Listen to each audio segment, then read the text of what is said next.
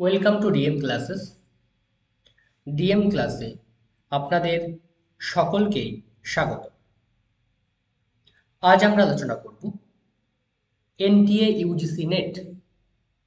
আমরা সকলেই জানি আমাদের জুন সেশনের পরীক্ষা 2024 জুনের পরীক্ষা একদম আমাদের গায়ের কাছে।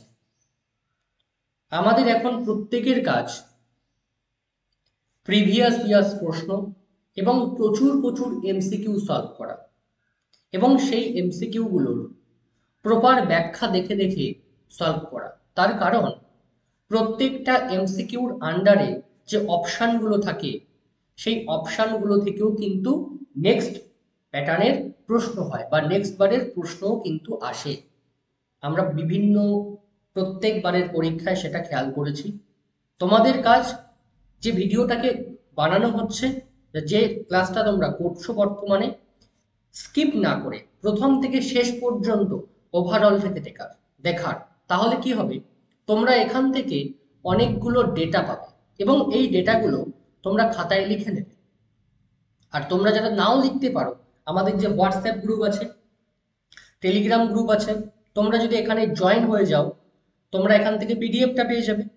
আর এই ইউটিউব চ্যানেলে তোমরা একটা কাজ করবে, তোমরা ভিডিওটা যদি দুবার শুনে নাও, প্রথমে একবার দেখলে, তারপরে আবার প্রথম থেকে একবার দেখে নিলে ওভারঅল পুরোটা মাথায় সেট হয়ে গেল। তোমরা অনেকে ভাবছো যে পেড কোর্সে জয়েন হবে। তোমরা চাইলে পেড কোর্সে জয়েন হতে পারো। আমাদের 6 মান্থের যে পেড কোর্স সেটা অলরেডি শুরু হয়েছে। তার ক্লাস এখনো শুরু হয়নি, কিন্তু ক্লাস শুরুর পথে।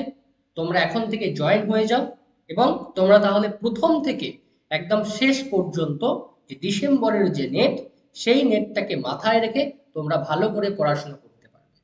এখানে পেপার 2 এর সঙ্গে, বলতে পেপার 2 সংস্কৃত, এর সঙ্গে সঙ্গে পেপার 1 এর যে মেটেরিয়াল, মানে পিডিএফ মেটেরিয়াল, সব দেওয়া হয় এবং যত প্রশ্ন আছে এ পর্যন্ত ইয়ারলি যত প্রশ্ন হয়েছে সমস্ত প্রশ্ন সেখানে সলভ করে দেওয়া আছে। তোমরা সেটাও দেখতে পারবে।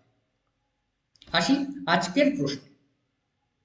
প্রথম প্রশ্ন কি বলা হচ্ছে, শত সাহস্রী সংহিতা ইতি ভবতি। অপশন কি দিচ্ছে, মহাভারত, রামায়ণ, হরিবংশ না বালভারত। তাই শত সাহস্রী সংহিতা আমরা কাকে বলি? অ্যান্সার কি, শত সাহস্রী সংহিতা আমরা মহাভারতকে বলি। কেন বলি শত সাহস্রী সংহিতা? কারণ দেখো, দেখো মহাভারতের রচনাকার কৃষ্ণদ্বৈপায়ন বেদব্যাস। মহাভারতের লিপিকার হচ্ছে গণেশ। মহাভারতের পর্ব হচ্ছে 18টি, অধ্যায় 2111টি হচ্ছে অধ্যায়। শ্লোক কটি? 1,00,000 শ্লোক আমরা মহাভারতে পাই। বলছে ব্যাসের পিতা পরাশর, মাতা সত্যবতী, পুত্র হচ্ছে সুখদেব। এই ব্রহ্মা, ফার্স্ট কে ব্রহ্মা, ব্রহ্মা থেকে এসছে বশিষ্ঠ, বশিষ্ঠ থেকে শক্তি, শক্তি থেকে পরাশর, পরাশর থেকে ব্যাস, ব্যাস থেকে সুখদেব। এই মহাভারতের অপর নাম ভারত সংহিতা, শত সাহস্রী সংহিতা। আমরা যখন মহাভারতের শ্লোক সংখ্যা দেখি, আমরা 1,00,000-র উপরে শ্লোক সংখ্যা আমরা মহাভারতে পাই। তাই মহাভারতকে বলা হচ্ছে শত সাহস্রী সংহিতা। আর কি বলা হয় মহাভারতকে? কাষ্ণবেদ বলা হয়, পঞ্চম বেদ বলা হয়। মহাভারতের রস কি? শান্ত রস। রীতি পাঞ্চালী। ছন্দ কি? ছন্দ হচ্ছে অনুষ্টুপ ছন্দ। তোমরা এই মহাভারত সম্বন্ধে এখানে অল্প ডিটেলস দেওয়া আছে, এর বেশি ডিটেলস নেই। তোমরা ইউটিউব খুঁজে দেখবে, আমার চ্যানেলের মধ্যেই পাবে মহাভারতের সামান্য পরিচয় বলে বড় একটা ভিডিও বানানো আছে। তোমরা সেই ভিডিওটা একবার দেখে নেবে। মহাভারত সম্বন্ধে ওভারঅল যা যা প্রশ্ন আসে ওর মধ্য থেকেই আসে। পরের প্রশ্ন, এষু কিং পর্ব মহাভারতে নাস্তি। এর মধ্যে কোন পর্বটা মহাভারতে নাই? সভা পর্ব, উদ্যোগ পর্ব, ভীম পর্ব না অনুশাসন পর্ব? তাহলে এষু কিং পর্ব মহাভারতে নাস্তি, কোন পর্বটা মহাভারতে নাই? সভা পর্ব, উদ্যোগ পর্ব, ভীম পর্ব, অনুশাসন পর্ব? এক্ষেত্রে অ্যান্সার কি হবে? এক্ষেত্রে অ্যান্সার হবে ভীম পর্ব। আমরা আগের সেটে একটা ভিডিওতে আমরা দেখেছিলাম যে ওখানে দ্রোণ পর্ব, অ্যাকচুয়াল ওখানে মিস্টেক ছিল, দ্রোণ ছিল না, ওখানে দ্রোণ হবে, দয়ে ওকার মূর্ধন্য। আমরা পাই কি দ্রোণ, ওখানে টাইপিং মিস্টেক হওয়ার জন্য প্রশ্নের অ্যান্সারটাও ভুল হয়ে গেছে। তাহলে এখানে কি হবে, কোন পর্ব মহাভারতে নাই? ভীম পর্ব মহাভারতে নাই। তাহলে কি কি পর্ব মহাভারতে আছে, ট্রিক্সটা সকলে দেখে নিও। আদি পর্ব, সভা পর্ব, বন পর্ব, বিরাট পর্ব, উদ্যোগ পর্ব, ভীষ্ম, দ্রোণ, কর্ণ, শল্য, সৌতিক, স্ত্রী, শান্তি, অনুশাসন, অশ্ব বলতে আশ্রমেধিক, আশ্রম, আশ্রমবাসিক, মুৎসল পর্ব, মহাপ্রস্থানিক পর্ব, আর হচ্ছে স্বর্গারোহণ পর্ব। তাহলে এই পর্বগুলো আমরা পাই। এছাড়া এক্সট্রা একটা পর্ব পাই, তার নাম কি? হরিবংশ পুরাণ, যাকে আমরা বলা হয় মহাভারতের পরিশিষ্ট বা খিল অংশ। এর পরের প্রশ্ন, পঞ্চলক্ষণাত্মকে পুরাণে নাস্তি। তাহলে পঞ্চলক্ষণাত্মক পুরাণ, আমরা জানি পুরাণে 5টি লক্ষণ আছে। এই যে 5টি লক্ষণ, এখানে যে অপশনগুলো দেওয়া আছে, স্বর্গ, প্রতিবর্গ, বংশ, মন্বন্তর, এর মধ্যে কোনটি এখানে হবে না, কোনটি ভুলভাল দেওয়া আছে? তাহলে স্বর্গ, প্রতিবর্গ, বংশ, মন্বন্তর, এর মধ্যে কোনটি ভুল দেওয়া আছে দেখে নেই আমরা। এর মধ্যে প্রতিবর্গ, তাহলে প্রতিবর্গ এখানে হবে না। আমরা কি জানি? স্বর্গ, প্রতিসর্গ, বংশ, মন্বন্তরাণি চ বংশানুচরিতঞ্চৈব পুরাণং পঞ্চলক্ষ্মণম। তাহলে কি কি পাই? স্বর্গ, প্রতিসর্গ, বংশ, মন্বন্তর, বংশানুচরিতম, পুরাণং পঞ্চলক্ষ্মণম। কোথায় আছে এটা? যদি পরীক্ষায় প্রশ্ন করে যে পুরাণের 5টি লক্ষণ আমরা কোথায় পাই, তাহলে অ্যান্সার কি হবে? বায়ু পুরাণ আর মৎস্য পুরাণ। এই বায়ু পুরাণ আর মৎস্য পুরাণে আমরা পুরাণের যে 5টি লক্ষণ সেটা আমরা লক্ষ্য করি। এছাড়াও আরো অনেক ঘটনা এখানে দেওয়া আছে, যে মৎস্য পুরাণের 2য় অধ্যায় পুরাণে উল্লিখিত 5টি লক্ষণ ছাড়াও আরো 6টি নাম পাওয়া যায়। কি সেই নাম? ভুবন বিস্তর, দান ধর্মবিধি, শ্রাদ্ধ কল্প, বর্ণাশ্রম বিভাগ, ইষ্টাপূর্ত, দেবতা প্রতিষ্ঠা, এগুলো সকলে একবার করে দেখে নেবে। আর বলছে ভাগবত পুরাণের মতে মহাপুরাণের লক্ষণ কটি? 10টি।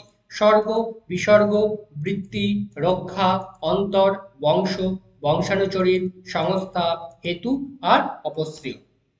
পরের প্রশ্নে আসি, অধস্তনেষু মহাভারত আশ্রিতও ভবত। বলছে মহাভারত আশ্রিত, এখানে 4টে দেওয়া আছে, মহাবীর চরিত, দূতবাক্য, মধ্যম ব্যয় আর অভিষেক নাটক। এই 4টির মধ্যে কোনটি মহাভারত আশ্রিত? একদম সহজ প্রশ্ন, এই প্রশ্নগুলো তোমরা সকলে পারবে। তাহলে মহাবীর চরিত, দূতবাক্য, মধ্যম ব্যয়, অভিষেক নাটক। অ্যান্সার কি হবে? দূতবাক্য আর মধ্যম ব্যয়, এই দুটো হচ্ছে কি মহাভারত আশ্রিত।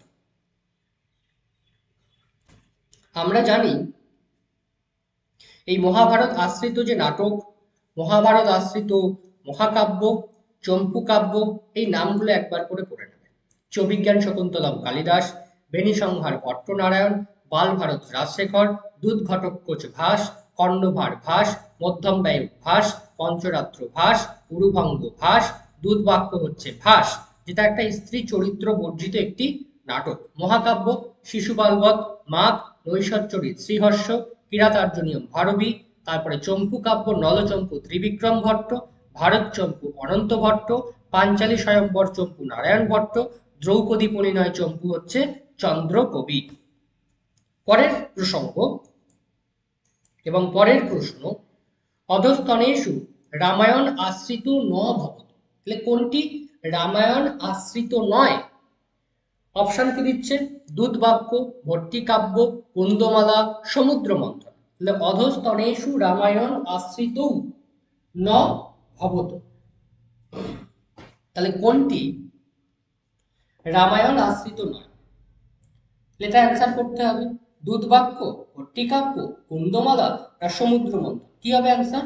রামায়ণ আশ্রিত নয় হচ্ছে দুধবাক্য, আর সমুদ্র মন্থন হচ্ছে রামায়ণ আশ্রিত নয়। এখানে দেখে নেব আমরা রামায়ণ আশ্রিত গ্রন্থ কোনগুলো।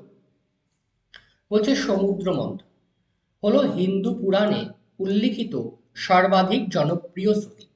ভাগবত পুরাণ, বিষ্ণু পুরাণ সহ প্রভৃতি হিন্দু পুরাণে ও মহাভারতে এই ঘটনার বিবরণ পাওয়া যায়। সমুদ্র মন্থনের ঘটনাটি অমৃত তথা অমরত্বের সন্ধান দেয়।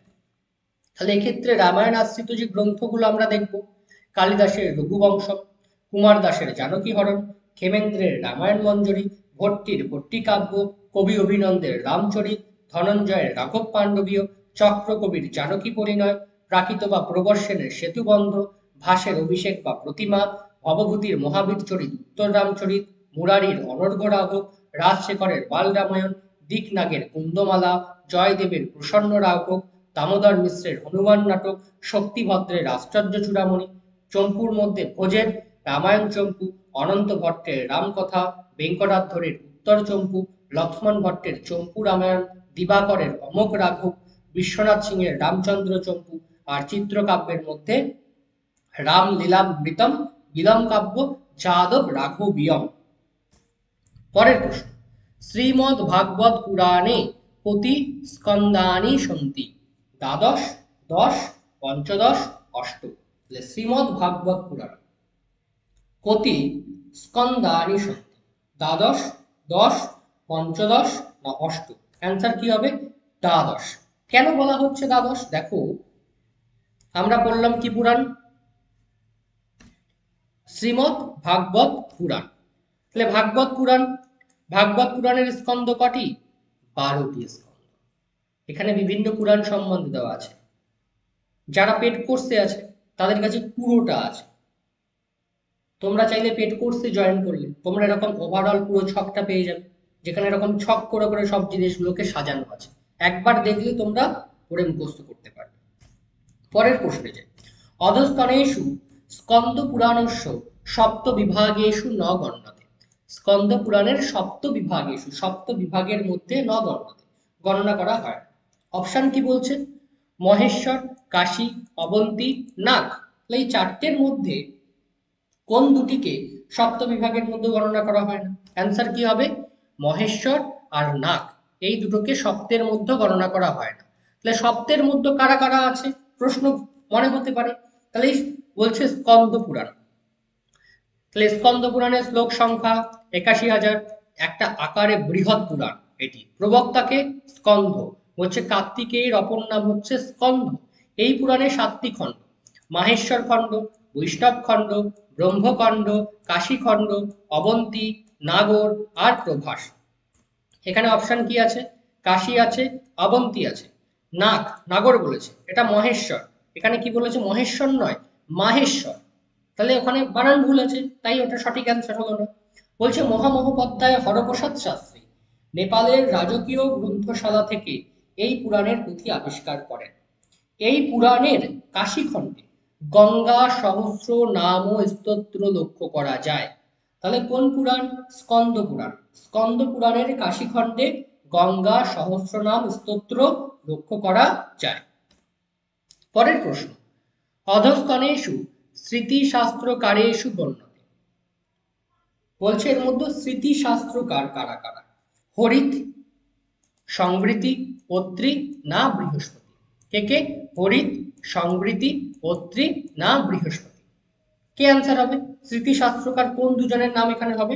বলছে হরিত আর সংবৃতি, এরা স্মৃতিশাস্ত্রকারেষু গণ্যতে। কেন?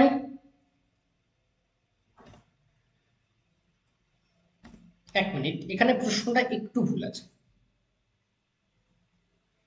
প্রশ্নটার অ্যান্সারটা ভুল করা আছে। তাহলে কি বলছে? হরিত আর সংবৃতি। দেখো এখানে আছে কি? সংবর্ত, এখানে আছে হারিত, আর এখানে বলা হচ্ছে কি? অত্রি, বৃহস্পতি। তাহলে এখানে আমরা কি পাই? অত্রি আর এদিকে বৃহস্পতি। তাহলে এখানে প্রশ্নটা হওয়া উচিত ছিল অধস্তনেষু স্মৃতিশাস্ত্রকারেষু ন গণ্যতে। তাহলে যদি এখানে আমরা ন দিয়ে দেই তাহলে আমাদের প্রশ্নটা ঠিক হয়ে যাবে, এই অ্যান্সারটা আমাদের ঠিক হবে। তাহলে স্মৃতিশাস্ত্রকারেষু ন গণ্যতে, হরিতার সংবৃতি। আর যদি স্মৃতিশাস্ত্রকারের মধ্যে ফেলে তাহলে গ আর ঘ, কিন্তু গ আর ঘ আমাদের এখানে অপশানে নাই। পরের প্রশ্ন, অধস্তনেষু নারদস্য অষ্টাপদ বিবাদ পদেষু গণ্যতে। তাহলে নারদের যে অষ্টাদশ বিবাদ পদ তার মধ্যে গণনা করা হয় কি? দুধ সমন্বয়, বেতনম, স্বামী বিক্রয়, কৃতানুষয়। দুধ সমন্বয়, বেতনম, স্বামী বিক্রয় আর কৃতানুষয়। তাহলে নারদের অষ্টাদশ বিবাদ পদের মধ্যে গণনা করা হয়। কোনটি অ্যান্সার হবে? দূত সমন্বয় আর কৃতানুষয়। এখানে অষ্টাদশ বিবাদ পদের নাম দেওয়া আছে কি কি? ঋণাদান, নিক্ষেপ বা উপনিধি, সম্ভুয় সমুত্থান, দত্ত প্রদানিক, অভ্যুপেত্যা শুশ্রূষা, বেতনাস্বাপক্রম, অস্বামী বিক্রয়, বিক্রিয়া সম্প্রদান, কৃতানুষয়, সমস্বানুপক্রম, সীমা বিবাদ, স্ত্রী পুং সংযোগম, দায় বিভাগ, সাহস, বাকপারস্য, দণ্ডপারস্য, দূত সমন্বয়, প্রকীর্ণ। 90 প্রশ্ন। পরের প্রশ্ন কি বলছে?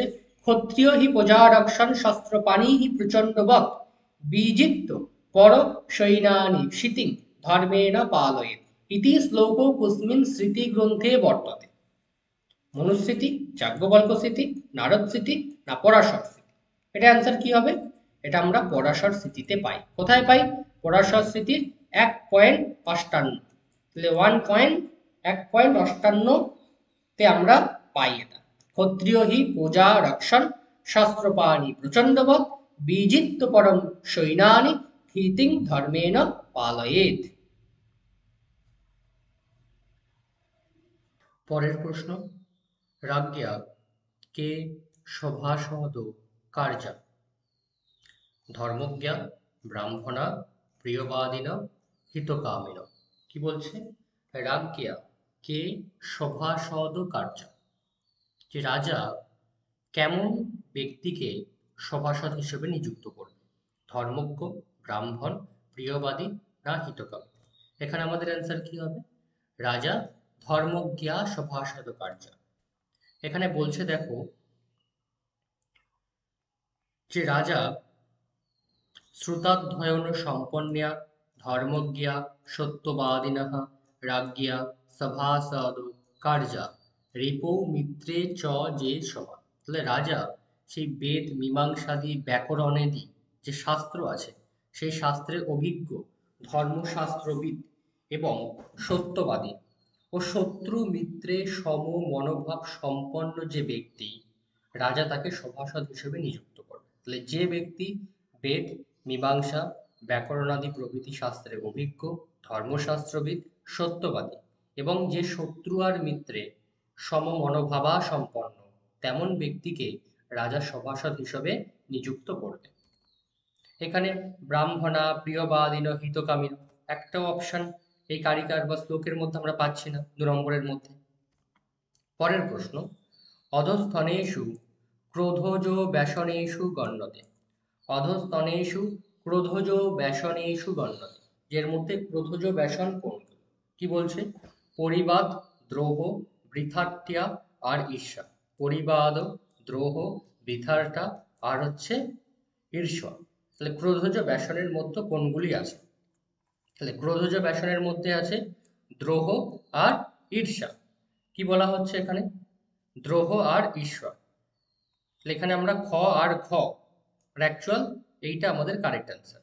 তাহলে দ্রোহ আর ঈর্ষা হচ্ছে ক্রোধজ ব্যসনের মধ্যে আছে। তাহলে দেখো ব্যসনের প্রকারভেদ মনুসংহিতা অনুসারে কামজ ব্যসন 10টি আর ক্রোধজ ব্যসন 8টি। কামজ ব্যসন 10টি কি কি? মৃগয়া, অক্ষ, অক্ষ বলতে পাশা খেলা, দিবা স্বপ্ন, এখানে দিবা স্বপ্ন বানান দন্তস্বয় বয়, তাহলে দিবা স্বপ্ন। পরিবাদ, পরিবাদ বলতে পরদোষ কথন, পরদোষ কথন। স্ত্রীয়, মদ্যপান, মদ, মদ্যপান। তৌর্যর্তিক বলতে 3টে, নিত্য, গীত, বাদ্য। আর বৃথার্থ হচ্ছে বৃথা ভ্রমণ। তাহলে মৃগয়া, অক্ষ, দিবাস্বপ্ন, পরিবাদ বা পরদোষ কথন, স্ত্রীয়, মদ, তৌর্যতিক, নিত্য, গীত, বাদ্য হচ্ছে তৌর্যর্তিক, আর বৃথার্থ হচ্ছে বৃথা ভ্রমণ। আর ক্রোধজ ব্যসনের মধ্যে 8টা কি কি? পৈশূন্য মানে অজ্ঞাত দোষ আবিষ্কার করা, সাহস, দ্রোহ গোপনে হত্যা করা, ঈর্ষা, অসূয়া, অসূয়া হচ্ছে অপরের গুণে দোষ দেখা, অর্থ দূষণ, অর্থ অপহরণ, বাগদণ্ডজ পারস্য মানে বাকপারস্য, দণ্ডপারস্য। এর মধ্যে আমরা কি কি পাচ্ছি? ঈর্ষাকে পাচ্ছি আর পাচ্ছি দ্রোহকে পাচ্ছি। এরপরে পরিবাদ আর বৃথার্থ, এটা কোথায় আছে? পরিবাদ আমরা কার মধ্যে পাই? পরিবাদ, পরিবাদ পাই কামজ ব্যসনের মধ্যে, বৃথার্থ পাই কামজ ব্যসনের মধ্যে। তাহলে এইটা মনে রাখতে হবে। কোনটা কামজ বেশন, কোনটা রোধজ বেশন। পরের প্রশ্ন, কেষু বিবাদেষু বলবত্তরা উত্তরা ক্রিয়া। কেষু বিবাদেষু বলবত্তরা, বলবৎ উত্তরা ক্রিয়া বা বলবতী উত্তরা ক্রিয়া। তাহলে কেষু বিবাদেষু বলবতী উত্তরা ক্রিয়া কি বলছে? ঋণাদিষু, অর্থ বিবাদেষু আর জলম। ঋণাদিষু, অর্থ বিবাদেষু, জলম আর মনুষ্য। এক্ষেত্রে অ্যান্সার কি হবে? অর্থ বিবাদেষু। দেখো অর্থ বিবাদেষু বলছে সর্বেষু অর্থ বিবাদেষু বলবতী উত্তরা ক্রিয়া। বলছে সমস্ত অর্থ বিষয়ক বিবাদে যে উত্তর, উত্তর বলতে পরবর্তী, পরবর্তী যে বিবাদ বা বিবাদের পরবর্তী যা, সেটা কি হবে? প্রমাণ ক্রিয়া, যা বলবতী হবে। তাহলে সকল অর্থ বিষয়ক বিবাদে পরবর্তী প্রমাণ ক্রিয়া বলবতী হবে। তারপরে বলছে আদৌ প্রতিগ্রহে কৃতে পূর্বাতু বলবত্তরা। আধি প্রতিগ্রহ বা দান গ্রহণ, কৃতে বলতে ক্রয়ের ক্ষেত্রে, পূর্বাতু বলবত্তরা পূর্ববর্তী প্রমাণগুলি বলবৎ হবে, প্রমাণ ক্রিয়া বলবতী হবে। তাহলে আধির ক্ষেত্রে, প্রতিগ্রহ বা দান গ্রহণের ক্ষেত্রে, ক্রয়ের ক্ষেত্রে পূর্বাতু বলবত্তরা মানে পূর্ববর্তী যে প্রমাণ ক্রিয়া সেটি হবে বলবতী। পরের প্রশ্ন, অধ্যয়ন অধ্যাপনং যজনং যাজনং দানং প্রতিগ্রহশ্চেতি কোষ্য ধর্ম। অধ্যয়ন, অধ্যাপন, যজন, যাজন, দান, প্রতিগ্রহ কার ধর্ম এগুলো? কি বলছে? ব্রাহ্মণস্য, ক্ষত্রিয়স্য, বৈশ্যস্য না শূদ্রস্য, কার স্বধর্ম এটা? এটা আমরা দেখব ব্রাহ্মণের স্বধর্ম। এক্ষেত্রে বলা হচ্ছে ব্রাহ্মণের স্বধর্ম কি? বলছে স্বধর্ম ব্রাহ্মণস্য অধ্যয়ন অধ্যাপন যজনং যাজনং দানং প্রতিগ্রহশ্চেতি। তাহলে ব্রাহ্মণের স্বধর্ম কি? অধ্যয়ন করা, অধ্যাপন করা, যজ্ঞ বলতে যজন, আর যাজনং দান, প্রতিগ্রহ। ক্ষত্রিয়ের স্বধর্ম অধ্যয়ন, অধ্যয়ন, যজন, দান, শস্ত্রাজীব, ভূতরক্ষণ। বৈশ্যের স্বধর্ম অধ্যয়ন, যজন, দান, কৃষি কার্য, গবাদি পশুপালন, বাণিজ্য। শূদ্রের স্বধর্ম দ্বিজাতি শুশ্রূষা মানে দ্বিজগণের শুশ্রূষা। বার্তা বলতে কৃষি, পশুপালন, বাণিজ্য। কারুকুশলী কর্ম মানে শিল্পীর যে কার্য, কুশলীর যে কর্ম সেটা। এবং চ আর বলছে যে গীতি বাদত্রা আদি কর্ম ও ভাট ও চারণাদিগের কর্ম, এই সবগুলো হচ্ছে শূদ্রের কাজ। তাহলে দেখলাম ব্রাহ্মণের স্বধর্ম, ক্ষত্রিয়ের স্বধর্ম, বৈশ্যের স্বধর্ম আর শূদ্রের স্বধর্ম। পরের প্রশ্ন, রাজা নিধিং নীত্বা তত কিয়ন্তং গৃহ্ণীয়াৎ। রাজা যদি নিধি নেয় তাহলে কিয়ন্তং কতটা তিনি গ্রহণ করবেন? সর্বম, দশাংশম, ষষ্ঠাংশম, অর্ধ সমস্ত গ্রহণ করবে, 10 অংশ গ্রহণ করবে, ষষ্ঠ অংশ করবে না অর্ধেক করবে? অ্যান্সার কি হবে? রাজা অর্ধেক গ্রহণ করবে। কেন? বলা হচ্ছে এখানে অসাধারণ ব্যবহার মাতৃকা প্রকরণে যে রাজা লব্ধ্যা নিধি দধ্যাৎ দ্বিজেভ্য অর্ধ দ্বিজোহ প্রণব। তাহলে রাজা যদি কোনো নিধিকে লাভ করে তার অর্ধেক ব্রাহ্মণকে দান করবে। তাহলে প্রশ্ন কি ছিল? রাজা নিধিং নীত্বা কিয়ন্তং গৃহ্ণীয়াৎ, অর্ধটাকে গ্রহণ করবে। কাকে? এবং অর্ধ গ্রহণ করে বাদ বাকি অর্ধেক কাকে দেবে? যদি প্রশ্ন করে দ্বিজেভ্য অর্ধ, দ্বিজ বলতে যে ব্রাহ্মণ, সেই ব্রাহ্মণকে অর্ধেক দান করবে। এবং এখানে দ্বিজ বলতে আরেক হিসেবে বলা হয় যারা দ্বিতীয়বার জন্মগ্রহণ করছে, মানে যাদের উপনয়নাদি সংস্কার হয়েছে, উপনয়ন আদি যে সংস্কার যাদের কমপ্লিট হয়েছে। তাই কি বলছে? রাজা যদি নিধি লাভ করেন তাহলে তার অর্ধেক ব্রাহ্মণকে দান করবেন। বিদ্বানম, বিদ্বানম অশেষম আদত্ত্বা। তাহলে কি বলছে? বিদ্বান শেষ মাদত্ত্বা।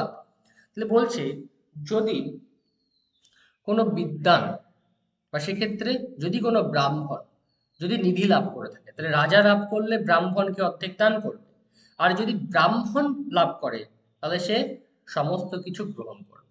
স সর্বস্ব প্রভুজৎ, কারণ তিনি সেই জগতের প্রভু হিসেবে মনে করেন নিজেকে, তিনি বিদ্বান ব্রাহ্মণ। আর রাজা বা ব্রাহ্মণ ছাড়া যদি অন্য কোনো ব্যক্তি নিধি লাভ করে তাহলে তাকে ষষ্ঠ অংশ দিয়ে বাদ বাকি নিধি গ্রহণ করে। তাহলে রাজা তাকে মাত্র ষষ্ঠ অংশ দেবে, দিয়ে বাদ বাকি পুরো অংশটা রাজা গ্রহণ করে নেবে। আর চোরের দ্বারা অপহৃত দ্রব্য রাজা কি করবে, নিজ দেশবাসী বা যে দ্রব্যস্বামী তাকে ফিরিয়ে দেবে। পরের প্রশ্ন, সন্ততি স্ত্রী পশুষ্যেব ধান্যং এব চ ইত্যত্র রিক্ত স্থানং পূরয়ত। এখানে রিক্ত স্থানকে পূরণ করতে হবে। তাহলে ধান্যং, অষ্টগুণম, ত্রিগুণম, চতুর্গুণম, দ্বিগুণম। কি হবে এখানে? অষ্টগুণম, ত্রিগুণম, চতুর্গুণম না দ্বিগুণম। এখানে যে পুরো শ্লোকটা তোলা আছে এই পুরো শ্লোকটা কিন্তু কমপ্লিটেড শ্লোক নয়। তাহলে এক্ষেত্রে আমরা যদি ধান্য হিসেবে দেখি তাহলে ধান্যের কিন্তু আমরা ত্রিগুণ হবে। নর্মালি অ্যান্সার ধান্যের 3 গুণ। কেন ধান্যের 3 গুণ? বলছে সন্ততিষু পশু স্ত্রী না রসস্ব অষ্টগুণা পরা বস্ত্র ধান্য হিরণ্যানাং চতু স্ত্রী দ্বিগুণা পরা। বলছে অধমন্যের দ্বারা বন্ধক রূপে স্থাপিত। অধমন্যের দ্বারা বন্ধক রূপে স্থাপিত। তাহলে অধমন্য ঊর্ধ্বমন্যের কাছ থেকে ঋণ নিচ্ছে। ঋণ নেওয়ার সময় সেই অধমন্য উত্তমন্যের কাছে কিছু জিনিস রাখছে, তাহলে সেটাকে বলা হয় বন্ধক। কি রাখছে? হয় যদি সেখানে স্ত্রী রাখে তাহলে সেই স্ত্রী যদি পশু রাখে তার সুদ স্বরূপ কি? তার সন্তান। তাহলে কোনো একটা গরুকে যদি সে বন্ধক হিসেবে রাখে তাহলে সেই গরুর বাছুরটা হচ্ছে সুদ স্বরূপ উত্তমন্য পাবে। তারপরে বলছে তৈল ঘৃত প্রভৃতি রসদ্রব্যের বৃদ্ধি হলো ওই সকল দ্রব্যের মূল্যের 8 গুণ। যদি কোনো তৈল ঘৃত প্রভৃতি রসদ্রব্য জিনিস কিছু রাখে তাহলে তাকে 8 গুণ, ওই সকল দ্রব্যের মূল্যের 8 গুণ হিসেবে ঋণ দিতে হবে। আর বলছে বস্ত্র ধান্য সুবর্ণ এই দ্রব্যগুলি যদি হয় ঋণদানের ক্ষেত্রে তাহলে তার বৃদ্ধি হলে যথাক্রমে বস্ত্র হলে 4 গুণ, ধান্য হলে 3 গুণ আর হিরণ্য হলে 2 গুণ। এর বেশি সুদ হবে না। এই পর্যন্তই প্রত্যেকটা জিনিসের সুদ হতে পারে, এটাই বলা হচ্ছে। পরের প্রশ্ন, হাতিগুম্ফা অভিলেখস্য কা লিপি বর্ততে। হাতিগুম্ফা অভিলেখের লিপি কি? অপশন কি বলছে? সংস্কৃত, প্রাকৃত, ব্রাহ্মী না খরষ্টি। হাতিগুম্ফা অভিলেখের লিপি সংস্কৃত, প্রাকৃত, ব্রাহ্মী না খরষ্টি। এক্ষেত্রে অ্যান্সার হবে হাতিগুম্ফা অভিলেখের লিপি হচ্ছে ব্রাহ্মী লিপি। দেখো হাতিগুম্ফা অভিলেখ কার লেখা? খারবেলের। খারবেলের হাতিগুম্ফা অভিলেখ। রচয়িতা বা স্থান কোথায় পাই আমরা সেটা? উদয়গিরি, ভুবনেশ্বর, উড়িষ্যা, উদয়গিরি। এখানে ভাষা হচ্ছে সংস্কৃত প্রভাবিত প্রাকৃত, লিপি হচ্ছে ব্রাহ্মী। বলছে কলিঙ্গ নরেশ খারবেলের জীবন বৃত্তান্ত, মহারাজ মহামেধু বাহন বর্ণন এবং চেদি রাজের বংশবৃদ্ধি প্রভৃতি এই খারবেলের হাতিগুম্ফা অভিলেখে পাওয়া যায়। কলিঙ্গ নরেশ যে খারবেল তার জীবন বৃত্তান্ত, মহারাজ মহামেধ বাহন বর্ণন আর চেদি রাজের বংশবৃদ্ধি বর্ণিত হয়েছে। পরের প্রশ্ন বলছে গান্ধার, এটা অ্যাকচুয়াল কি হবে? গিরনার। গিরনার শিলালেখ কস্মিন সময়ে রচিতা। গিরনার শিলালেখ কোন সময়ে রচনা করা হয়েছে? 250, 200, 100 না 150 কোন সময়কালে?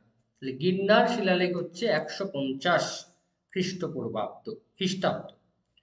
বলা হয়েছে গিরনার, গিরনার শিলালেখ স্থান কোথায়? গিরনার, জুনাগড়।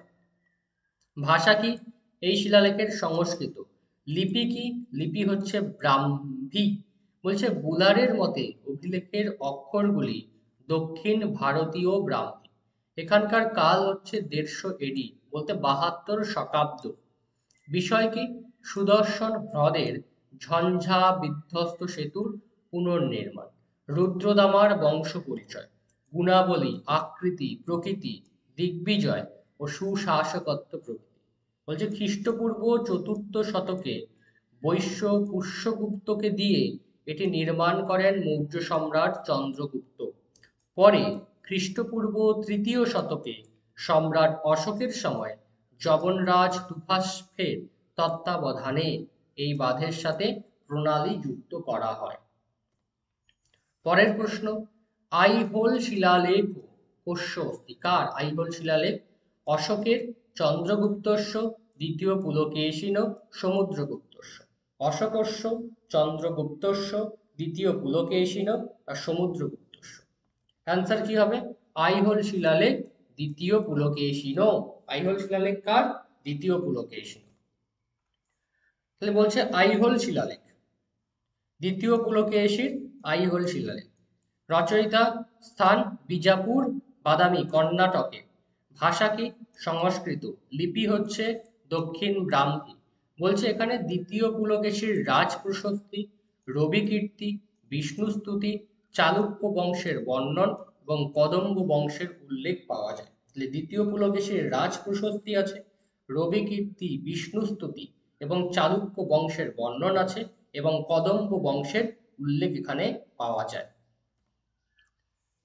আজকের সেশনের শেষ প্রশ্ন, শ্রুতিস্তু বেদ বিজ্ঞেয় ধর্মশাস্ত্রস্তু, এখানে ধর্মশাস্ত্রস্তু বৈ স্মৃতি ইতি মনুসংহিতানুসারং কস্মিন অধ্যায়ে উপলভ্যতে? প্রথম অধ্যায়ে, দ্বিতীয় অধ্যায়ে, তৃতীয় অধ্যায়ে না সপ্তম অধ্যায়ে? বলছে শ্রুতিস্তু বেদ বিজ্ঞেয় ধর্মশাস্ত্রস্তু বৈ স্মৃতি। কোথায় পাওয়া যায় এটা? মনুসংহিতার দ্বিতীয় অধ্যায়। দেখো মনুসংহিতার দ্বিতীয় অধ্যায়ের 9 নম্বর শ্লোক বলছে শ্রুতি স্মৃতি উদিত ধর্মম অনুতিষ্ঠন হি মানবঃ ইহ কীর্তিম অবাপ্নতি প্রেত্যশ্চানুত্তমং সুখম। বলছে শ্রুতি আর স্মৃতি এই দুটো বিষয়ে যদি কোনো ব্যক্তি ধর্ম আচরণ করে তাহলে ইহলোকে অর্থাৎ এই পৃথিবীতে সে যশ লাভ করে। শ্রুতি আর স্মৃতিতে উক্ত যে ধর্ম আছে সেই ধর্ম যে ব্যক্তি আচরণ করবে সে ব্যক্তি ইহলোকে বা পৃথিবীতে সে যশ লাভ করবে এবং পরলোকে প্রেত্যে কি হবে?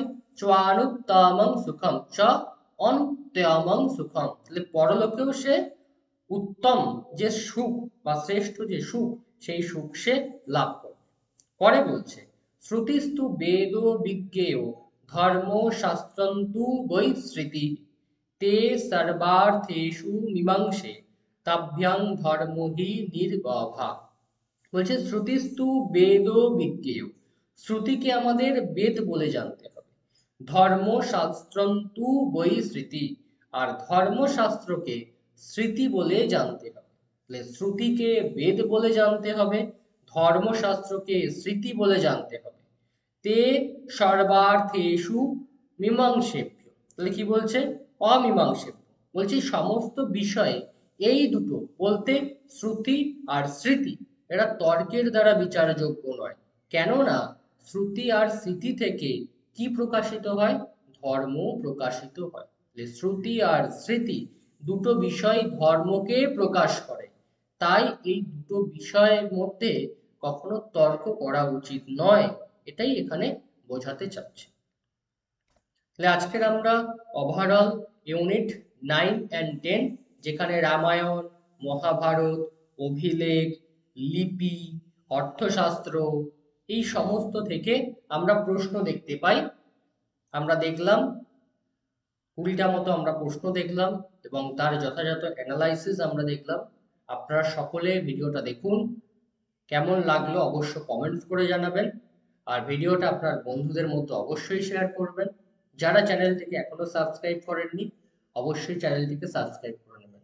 আর আপনারা যারা ভাবছেন পেড কোর্সে জয়েন হবেন, এখন পেড কোর্স অলরেডি এনরোল চলছে, আপনারা চাইলে পেড কোর্সে জয়েন হতে পারেন। আপনারা পেড কোর্সে জয়েন হলে লাইভ রেকর্ডেড ক্লাস তো পাবেন, সঙ্গে লাইভ ক্লাসও পাবেন, পিডিএফ মেটেরিয়াল পাবেন, এমসিকিউ পাবেন এবং প্রচুর পিওয়াইকিউ পাবেন। এর সঙ্গে সঙ্গে পেপার ওয়ানের যাবতীয় পিডিএফ আপনারা পেয়ে যাবেন। সকলে ভালো থাকবেন।